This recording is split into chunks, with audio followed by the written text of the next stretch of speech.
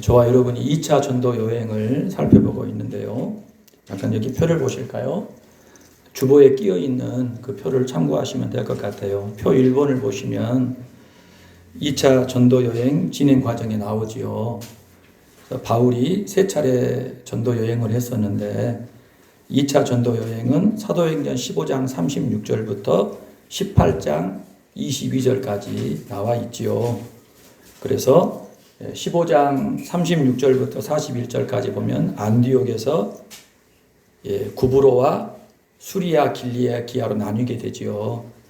바나바와 바울이 다퉜더라. 그래서 따로 진행하게 되었더라. 그리고 16장 10절까지에서는 루스드라에서 누구를 만나지요? 디모데를 만나게 되고, 그리고 아시아로 가려고 했는데 바울이 건강이 악화되어서 안질이라고 학자들은 얘기를 하는데 안질로 아시아로 못 가고 결국 갈라디아 쪽에 머물며 요양하고 복음을 전하게 되지요. 그렇게 돼서 갈라디아 교회가 세워지게 되었어요. 그리고서 바울이 무시아로 가게 됩니다. 무시아로 해가지고 저쪽 북쪽으로 비두니아로 가려고 했는데 성령이 막으셔요. 그래서 여기까지 전도하라는 얘기인가 보다 해서 드로아로 갔지요. 드로아로 내려가요. 항구 도시인 드로아로 가서 배 타고 이제 안디옥으로 다시 원점으로 가려고 했는데 드로아에서 누구를 만나요?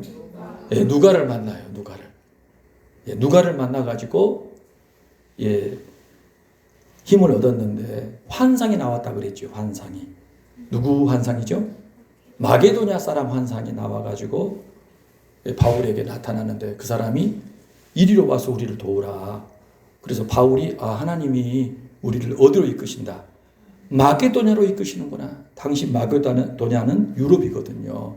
그래서 유럽으로 가려고 했더니 순적하게 일이 급속도로 추진이 돼가지고 결국 빌립보에 들어가게 되었더라. 빌립보에서 만난 중요한 인물들이 몇 명 있죠. 루디아, 자주 옷감 장사 루디아가 있었고, 감옥에서 점치는 귀신 들린 여종 사건으로 감옥에 들어갔다가 간수와 가족들이 예수님을 믿게 되는 그러한 일이 있었죠. 자, 그리고서 빌립보에서 어디로 갔느냐? 17장부터는 데살로니가, 베레아, 아덴으로, 아덴이 아테네거든요. 그리고 18장으로 가면 이제 고린도로 갔다가 겐그리아로 해서 이제 에베소 잠깐, 아시아 지역의 에베소를 잠깐 들렸다가 찍고 안디옥으로 결국 귀환하게 된 이야기예요. 자, 지도를 잠깐 보시기 바랍니다. 자, 여기서 시작을 해요. 여기 안디옥에서 시작했는데 바나바하고 싸워가지고 바나바하고 마가 요한은 여기를 가요. 바울은 요리해가지고 쭉 가는데 여기를 가려고 했어요. 이 아시아 일대를요. 그런데 막으셔가지고 갈라디아에 머물면서 좀 쉬다가 무시아로 해서 요리 올라가려고 했는데 막으셔요. 이 무시아에서 드로아로 가서 여기 오려고 한 겁니다. 본래의 장소로 돌아오려고 했는데 여기에서 환상이 나와가지고 넘어가게 된 겁니다. 여기가 유럽이에요. 여기가 일대가. 그래서 넘어가서 빌립보로 해서 데살로니가로, 베레아로, 아테네로, 고린도로, 겐그레아로, 에베소로 찍고 돌아오게 된 거예요. 그러니까 유럽의 동쪽 지대를 쫙 훑고 가볍게 훑고 이렇게 본국으로 돌아온 겁니다. 학자들이 볼 때는요, 바울 2차 전도 여행은 여기를 생각했던 것 같아요. 여기 이렇게 돌려고. 이해되십니까? 1차 때 여기만 돌았는데 2차는 조금 더 넓혀보자 해서 이렇게 한번 돌아보겠다 생각을 했는데 주님께서는 어떻게 하셔요? 여기서 유럽으로 넘겨버리신 겁니다. 그러니까 하나님께서 일하시는 부분이 바울의 뜻과 달랐다라는 것. 그러니까 이 복음을 전하고 교회를 세워가는 일을 누가 진행하신다? 주님이, 하나님이 진행하신다라는 것을 이 사건을 통해서도 저와 여러분이 알 수가 있어요. 자, 오늘은 이제 1절부터 9절까지 데살로니가 교회에 대해서 저와 여러분이 살펴보겠습니다. 사도행전과 서신서를 같이 이렇게 병행해서 안 보면 헷갈려요. 서신서 보면서 이렇게 윤리적인 도덕적인 본면들 들으면 재미있잖아요. 와닿습니다. 뭐 하지 마라, 뭐 해라 하니까 이게 금방금방 쉽지만 어떤 배경하에서 이 얘기가 나왔는가 하는 것들을 사도행전을 통해 조금 살펴봐야 그 맛이 우리가 제대로 좀 느낄 수가 있을 것 같아요. 자, 우리가 지난 시간에 빌립보 얘기를 했지요. 빌립보 하면은 딱 생각나는 단어가 하나 있어요. 작은 로마다. 작은 로마다. 예, 빌립보는 작은 로마. 철저히 로마화된 도시였어요. 로마화된 도시. 그래서 로마의 식민지 중에서 최상급의 식민지. 그렇죠? 퇴역한 군인들이 빌립보에 와서 삽니다. 그러니까 로마 시민들이 많이 있었죠. 태어나면서부터 로마법에 의해 통치를 받고. 그렇죠? 그래서 이 빌립보는 작은 로마라고 하는 것에 대한 자부심이 굉장히 컸다라는 거예요. 그런데 그 빌립보에는 영적으로는 아쉬운 게 한 가지가 있었죠. 유대인 모임이 아예 없었다라고 했죠. 회당조차가 없었어요. 바울이 1차 전도 여행할 때는 언제나 항상 회당에 들어가가지고 말씀을 전하면서 시작을 했는데 빌립보만큼은 그조차도 없었던 상황, 아주 열악한 상황. 하나님께서는 강가에 나와 모여있는 이방 여인들을 통하여 복음이 전해지고 거주지를 마련케 하시고 점치는 귀신 들린 사건을 통해 간수와 가족이 예수 믿게 해서 교회가 시작되게 한 겁니다.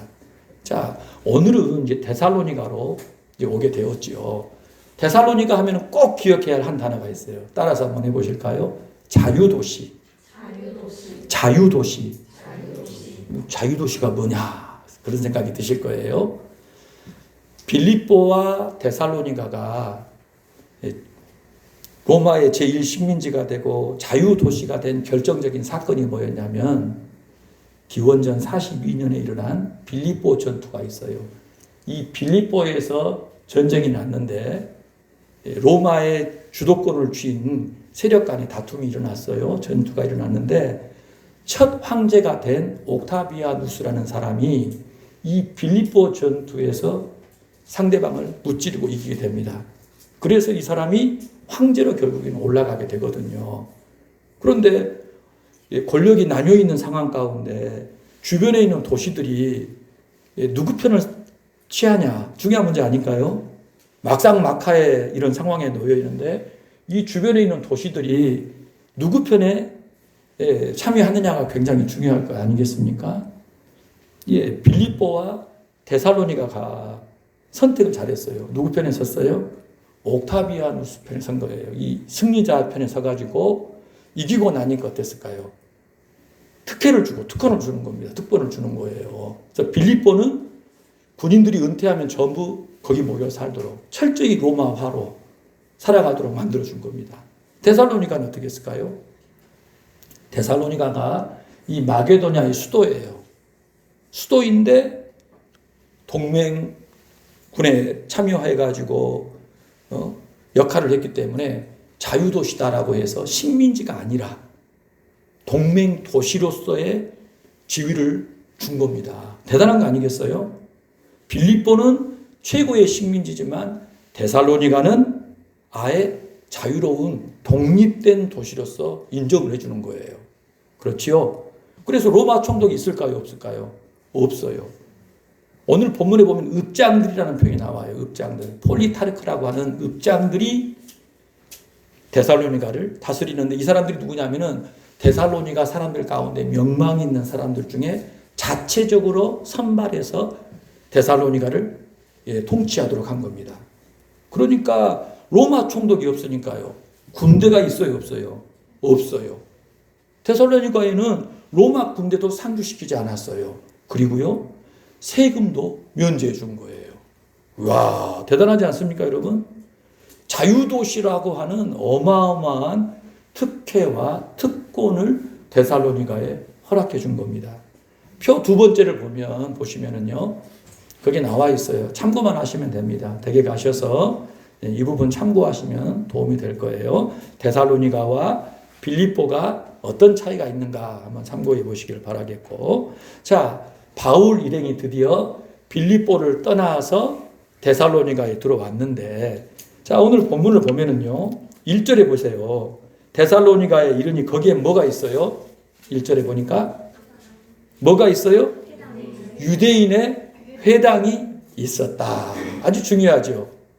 예, 빌립보에는 없어요. 완전히 로마화 되어 있는 곳에는 없었는데 데살로니가는 자체적인 통치 규율이 있어가지고 자체 법에 따라 진행이 되어 유대인들이 그곳에 와가지고 회당도 짓고 세력도 형성해가지고 그 도시 안에서 나름대로 역할을 하며 지내고 있었음을 알 수가 있지요. 자, 2절부터 보니까요. 바울이 어떻게 했지요? 회당에 들어갔겠지요. 그래서 3번에 걸쳐서 3주에 걸친 안식일마다 회당에서 말씀을 전한 거예요. 그런데 그 바울이 전한 그 말씀은 딱 2가지입니다. 주제가 2가지예요. 첫 번째가 뭐지요? 구약 성경이 뭘 얘기한다?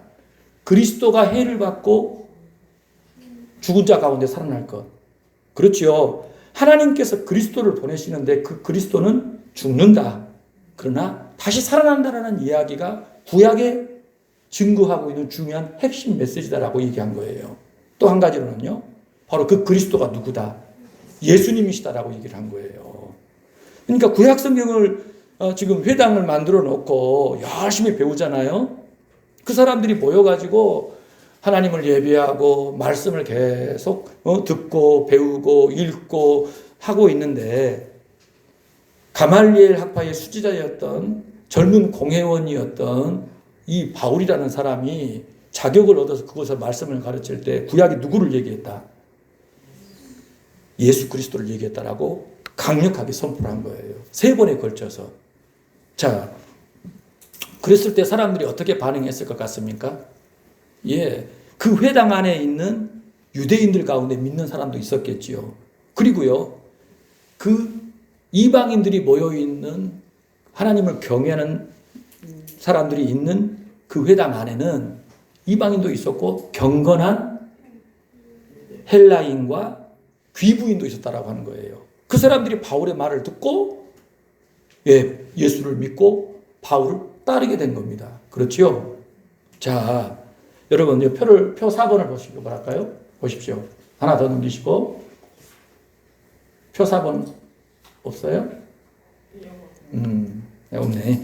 자, 그 종이를 보시면은 데살로니가 회당에서 바울 설교를 들은 사람들이 나오지요. 자, 그 사람들 나오는 첫 번째가 뭐예요? 유대인. 두 번째가 경건한 헬라인. 세 번째가 적자는 귀부인. 그런데 바울 설교를 듣고 세 번째 보니까 반응이 어때요? 유대인은 일부는 믿었죠. 대다수는 반대. 두 번째 경건한 헬라인의 경우는 상당수가 개종하고 교회의 핵심 이론이 되지요. 그리고 적자는 귀부인들은 상당수가 개종하는데 이 사람들은 어떤 역할을 해요? 교회의 초기 보호자 역할을 했다라는 거예요. 경건한 헬라인들은 이방인이거든요. 그런데 이 사람들이 하나님을 믿게 된 거예요. 왜 그랬을까요? 이 당시 여러분 헬라 사회, 그리스 사회는요 다신교예요. 우리가 잘 알듯이 제우스, 헬라, 아폴로 하잖아요. 다 신이요, 다. 다신 숭배가 굉장히 강했고 또 이 헬라 이 다신교 사상 가운데 꼭 따르게 되는 문제가 있어요. 윤리적으로 도덕적으로 굉장히 타락했어요. 성적인 문란함 이루 말할 수가 없는 거예요. 그게 신을 섬기는 태도니까 따라서 했는데 그런 부분들에 대해서 혐오감을 느끼고 염증을 느끼는 지식인들 사이에서 유대교에 대해 굉장히 호감을 갖게 된 거예요. 왜? 유일신. 그리고 율법이 얼마나 여러분 정확합니까? 도덕적인 윤리적인 문제에서 얼마나 명료해요. 그래서 그 마음속에 유대교에 대한 호감을 가지고 회당을 출입하게 된 겁니다. 그래서 하나님 여호와 신앙을 그들이 따르게 된 거예요. 그런 중에 바울이 와가지고 그 사람들에게 구약이 뭘 얘기했다? 그리스도의 죽음과 부활을 얘기했는데 그 그리스도의 죽음과 부활을 입증한 인물이 누구다? 예수님이다라고 얘기를 한 거예요. 그러니까 이제 유대교회는 들어왔는데 그 형태는 취하고 지금 쫓아는 가는데요. 뭘 모른 거예요? 자신의 그 죄로부터의 구원, 영원한 그 운명에 대한 답을 못 참고 그 율법의 그 변두리를 어그적 거렸던 사람들이 바울이 와가지고 3번에 걸쳐서 말씀을 전할 때 확 들어오게 된 거예요. 와, 이것이로구나. 성경이 과연 증거하고 있는 것이 하나님께서 독생자를 보내셔서 우리를 죄에서 죽음에서 멸망에서 건지시고 새하늘 새 땅으로 들이신다라는 약속이구나 하는 것을 무릎을 치면서 깨닫게 된 겁니다. 아멘. 그러나 유대교에 깊이 물들어 있었던 유대인들은 적은 수만이 믿는 거예요. 오히려 이방인들이 더 적극적으로 받아들이고서 바울을 추종하게 된 겁니다. 여러분, 이 당시에는요, 이 귀분이라는 게 돈 많은 여인이 아니에요. 상류층 여인이에요. 상류층. 마케도냐라는 지역은 그 여성들의 권위가 상당히 큰 그런 지역이었다라고들 하더라고요. 그래서 집안이나 그 사회 공동체에 적지 않은 영향력을 행사할 수 있는 상류층 여성들이 그리스 그 문화, 그 종교의 혐오를 느끼고 유대교에 들어왔는데 바울이 전하는 메시지를 듣고 예수님을 만나게 되고 적극적으로 이제 복음에 참여하는 그러한 상황이 일어나게 된 겁니다. 할렐루야. 이 일을 누가 진행하셨을까요? 하나님께서 진행하신 겁니다. 하나님께서 보이지 않는 가운데에서 이 교회가 세워질 만한 모든 상황과 여건들을 조성하셔서 그 일들을 이루시게 된 거예요. 그래서 바울이 와서 복음을 전하니까 그들이 열광하게 된 거예요. 자, 그러면 여러분, 이렇게 사람들이 예수님 믿으면 좋은 일만 있느냐? 그럴까요? 사람 사는데 보면은 꼭 싫어하고 문제 삼는 사람들이 발생을 합니다. 그들이 누굴까요? 유대인입니다. 유대인. 이 유대인이 늘 문제가 나는데 마음속에 우리 권사님 말씀하셨듯이 뭐가 일어나요? 시기심, 질투. 왜 질투를 느꼈을까요? 지금 이방인들 가운데 상당히 저명한 인사들이 회당 출입을 해요. 상류층 여성들이 회당을 출입을 해요. 그러면 회당은 어떨까요? 같이 올라가는 겁니다. 그렇죠. 사회적으로도 명망 있는 사람들이 드나들면은요, 회당의 지위도 상당히 올라가는 것 같아요. 그리고 그 사람들이 경제력도 상당해요. 그래서 지원을 하게 되면 어떨까요? 좋지요. 그러니까 유대인들이 굉장히 목소리가 커진 상황이 되었어요. 그런데 바울이 와가지고 싹 쓸어가 버린 겁니다. 쓸어가 버렸어요. 그러니까 시기 질투가 자기들이 가르치고 전할 때 그렇게 좋아하고 따르더니 바울이 와가지고 전하니까요, 전부 몰려가 버린 거예요. 그 상황을 겪어서 시기심이 아주 발동을 해가지고 이제 대적을 하게 된 겁니다. 어떻게 대적합니까, 여러분? 5절부터 보시기 바라요. 유대인들은 시기하여 저자의 어떤 불량한 사람들을 데리고 때를 지어 성을 소동하게 하여, 그렇죠? 누구를 동원합니까? 불량배들을 동원합니다. 본문에 따르면. 그렇죠? 불량배 동원해가지고 그 사람들로 하여금 막 소리치고 막 시끄럽게 한 거예요. 그리고 그 사람들이 무리를 지어가지고 성 안에서 아주 시위를 하고 막 떠들썩하게 그런 상황을 조성한 겁니다. 그리고 어디로 곧장 들어가요? 야손의 집으로 쳐들어간 겁니다. 아예 집을 불법으로 무단 침입까지 한 거예요. 뭐 하려고요? 바울과 바울의 일행이 야손의 집에 머물고 있다는 걸 알았기 때문에. 그래서 잡아들이려고 했는데 야손이 빼돌렸어요. 상황을 알고서 바울 일행을 빼돌린 겁니다. 그러니까 이 사람들이 어떻게 해요? 화가 나가지고 야손을 붙잡고 그 형제들과 함께 누구에게로 간 겁니까? 읍장들에게. 여러분이 아셔야 될 게 뭐냐면 본문을 보면은요, 바울 일행을 잡아가지고 어떻게 하려고 했을까요? 보면은 본문에 의하면은요, 백성에게 끌어내려고 했던 거예요. 그러니까 재판이고 뭐고 없이 바울 일행을 무리들 가운데 집어넣어가지고 혼짝을 내려고 했던 거예요. 그런데 야손이 알고서 빼돌린 겁니다. 그러니까 야손이라는 인물이 가지고 있는 사회적 지위가 있었기 때문에 무리 앞에 내놓지를 못하고 누구에게로 데려간 거예요? 읍장들, 데살로니가를 자유도시를 통치하는 사람들로 데려가 가지고 법적으로 처리해달라고 사실은 고발하고 있는 거예요. 지금 그런 상황이 연출이 된 겁니다. 자, 그러면서 고발 내용이 뭐예요, 여러분? 자, 한번 읽어볼까요? 6절 중반이죠. 소리질러 이르되 처녀를 어지럽게 하던 이 사람들이 여기도 이름에 야손이 그들을 맞아들였도다. 이 사람들이 다 가이사의 명을 거역하여 말하되 다른 임금 곧 예수라 하는 이가 있다 하더이다 하니. 여러분 이 내용 잘 알고 계셔야 돼요. 데살로니가가 자유도시의 지위를 얻었어요. 로마 시대에는 정말 얻기 힘든 지위잖아요. 그런데 눈치를 볼까요, 안 볼까요? 누구 눈에 잘못 보이면 이 자유도시의 특권을 잃어버릴 수 있겠지요. 누구 눈에? 로마, 특별히 황제. 그렇죠. 황제를 위해 같이 싸워가지고 어마어마한 특권을 누렸는데 황제가 아닌 다른 사람을 왕으로 삼는 한가. 황제에게 반역하는 일이 나타난다. 그러면 어떻게 되는 거예요? 데살로니가도 복잡해질 수가 있잖아요. 이거를 누가 알아요? 유대인들이 알아요. 그래서 바울 일행에 대해서 고발을 하려고 하는데 바울을 못 잡으니까 야손을 데려왔는데 바로 이 야손이 바울 일행을 자그마치 3주간, 적어도 3주 동안을 집에 머물게 한 거예요. 같이 지내면서 말씀도 듣고 함께 활동을 한 겁니다. 그러니까 이 사람들이 볼 때는 야손도 무엇으로 엮어버리는 거예요? 반역죄로 같이 동조자로 엮어가지고 처벌을 하려고 지금 그렇게 고발을 하고 있는 겁니다. 여러분, 뭐라고 얘기했냐면 천하를 어지럽게 한다라는 말은 이 지구를 어떻게 흔든다는 얘기가 아니라 로마 제국, 로마가 통치하는 그 나라, 이 세상을 어지럽게 한다는 말의 원어적인 의미가 뭐냐면요, 뒤집어 엎는 거예요. 전복하는 거. 그런 단어가 썼어요. 그러니까 로마 제국을 뒤집어 엎는 위험천만한 지금 반역의 죄를 도모하는 자들이 누구 집에 있다? 야손의 집에 들어왔다.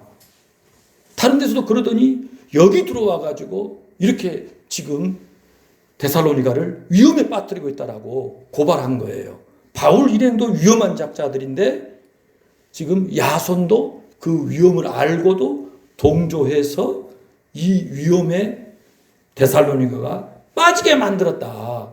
지금 그렇게 고발하고 있는 겁니다. 여러분 이거 정치적으로 굉장히 위험한 고발이거든요. 스파르타쿠스라는 이야기 혹시 들어보셨어요? 예, 뭐 기원 전에 그런 사건이 있었대요. 검투사 노예였는데 이 사람이 너무너무 이 세상에 억울하고 막 답답해서 결국에는요 노예들 검투사들 규합해가지고 반란을 일으킨 겁니다. 로마가 이 문제로 골머리를 써요. 한 2년 정도. 그때 이 반란자들을 어떻게 처벌한 줄 아십니까? 로마에 대항한 반역에 대해서 어떻게 처벌했냐면요. 로마에 유명한 큰 대로가 있답니다. 근데 그 대로 양 옆에다가 3,000명씩 십자가에 매달아 버린 거예요. 그 도합 몇 명을? 6,000명을 십자가에 매달아 죽여버렸어요. 그 노예들을요. 로마에 대항하고 반역하는 자들의 최후가 이것이다라고 이거를 가시적으로 다 보여준 거예요. 그래서 반역죄다. 로마의 평화, 로마의 평화를 어지럽히는 그 세력에 대해서는 아주 최고의 형벌을 가했다라는 거예요. 그러니까 지금 데살로니가에서 복음을 전하는 바울 일행이 지금 고발을 당한 그 내용은요, 최악의, 아주 최악의 이 범죄로 취급이 되어서 살 수가 없는 그 지경이 된 겁니다. 그런데 야손이 여러분 바울 이름을 빼돌릴 때 부담을 느꼈을까요? 안 느꼈을까요? 느꼈죠. 단순히 범죄가 아니라 로마 제국 전체를 대적하는, 전복하는 행위로 보고 데살로니가 시 전체에 대한 큰 위협으로 봤기 때문에 야손의 입장에서도 굉장히 고민했을 법한 상황이에요. 예수 믿은 지 오래됐어요? 짧아요. 3주. 3주 예수 믿고 지금 이 결정을 내렸던 겁니다. 예, 대단하지 않습니까, 여러분? 자, 이 상황이 어떻게 됐을까요? 본문 잠깐 보실까요? 8절을 보세요. 무리와 읍장들이 이 말을 듣고 어떻게 돼요? 소동했다. 여러분, 큰 혼란이 일어났다는 거예요. 예? 사람들이 충격을 받고 깜짝 놀라가지고 이 문제에 대해서 적극적으로 들고 지금 나섰다라는 겁니다. 그만큼 중대한 사안이었다라는 거. 그런데 9절을 같이 읽어볼까요? 야손과 그 나머지 사람들에게 보석금을 받고 놓아주니라. 뭔 말인데 소동을 했는데 그럼 당장 잡아다가 뭐 어떻게 하지? 이게 왜 이렇게 됐는가? 그냥 돈 받고 내줬다라고 생각을 우리가 하게 되잖아요. 근데 이 부분 잘 알고 계셔야 돼요.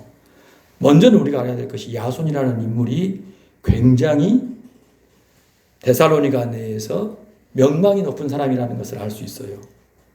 굉장히 지금 위험한 문제로 고발을 당했음에도 불구하고 죽이지도 않고 매로 때리지도 않고 이 사람에게 보석금 내고 보낼 정도라면은 상당히 사회적인 영향력을 행사하는 인물.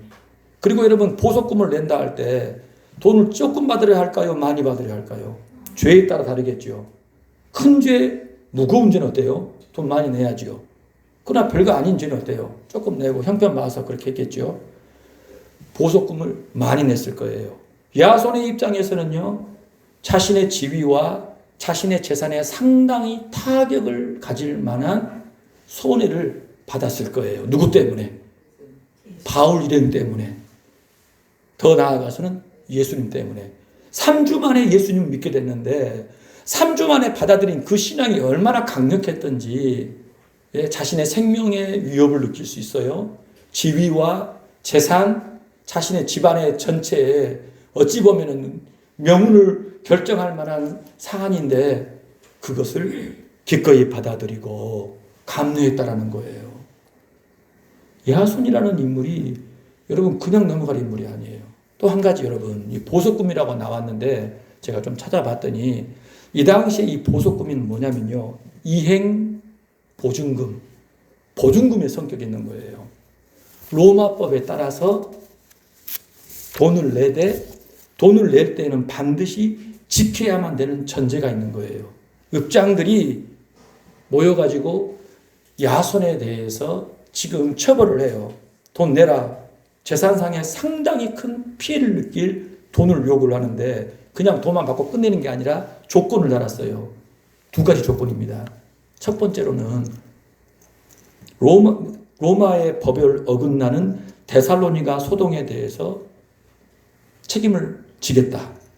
만에나 또 이와 같은 불순한 자들을 네가 끌어들여 가지고 데살로니가를 혼란스럽게 한다면은 내가 마땅한 처벌을 받겠다.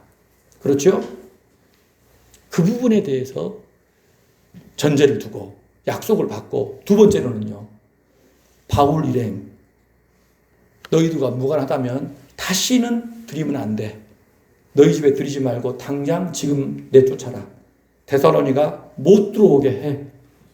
그렇게 지금 약속을 받고 돈을 바꿔서 내준 겁니다. 일반 사람 같으면 그렇게도 안 했을 거예요. 죽입니다, 당장에.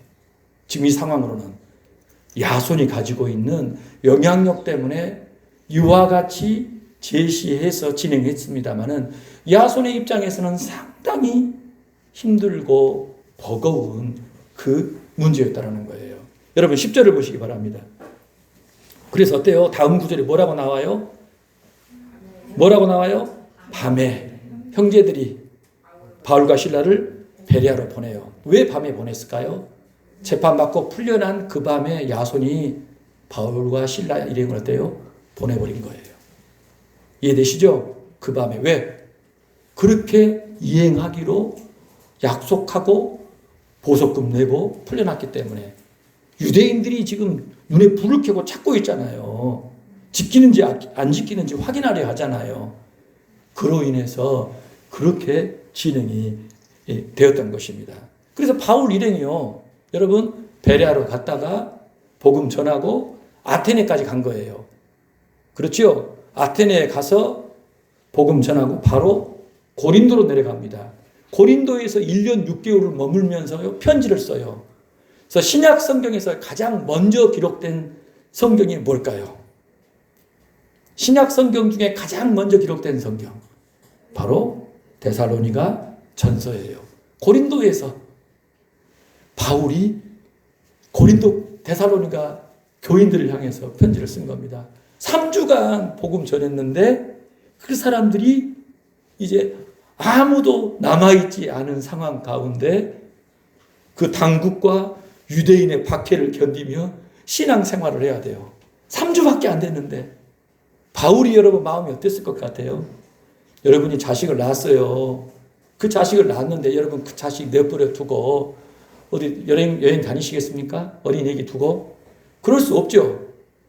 자식 생각밖에 없어요. 바울의 심정이 지금 그런 심정인 거예요.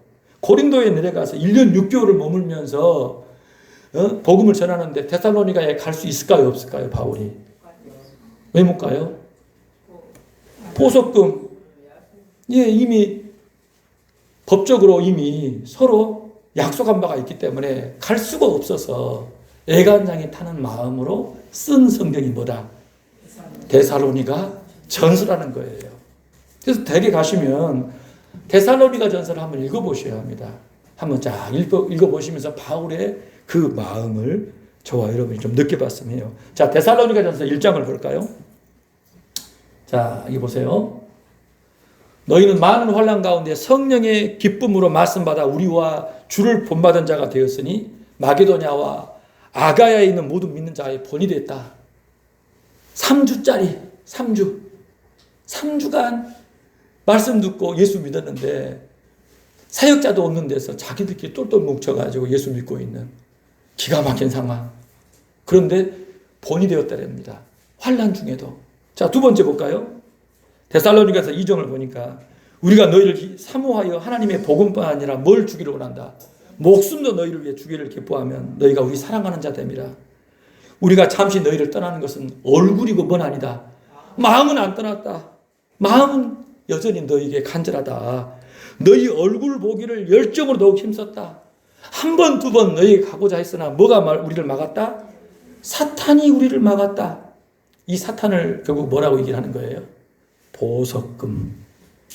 유대인들이 간교하게 꾸며놓은 이 법적인 보석금이 우리를 오도 가도 못하게 이렇게 팔을 붙잡아놨다라고 얘기를 하고 있는 거예요. 3장 1절부터 보니까요. 우리가 참다 못하여 우리만 아덴에 머물기를 좋게 생각하고 누구를 보내요? 디모데를 은밀히 보낸 겁니다. 왜요?